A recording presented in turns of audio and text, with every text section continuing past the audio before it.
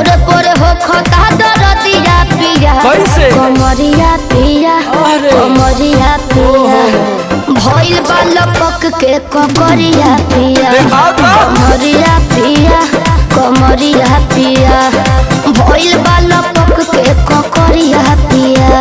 पिछला उस सीजन में तो यह नाटक रहे।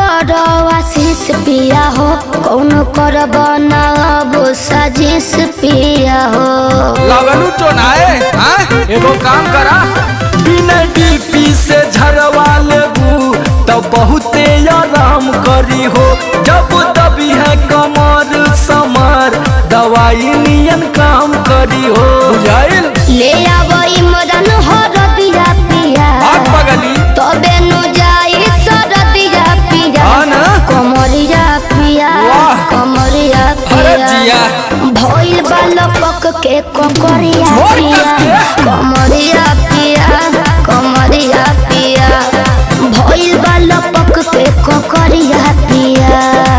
चल मत कर नाटक बंद कर फाटक।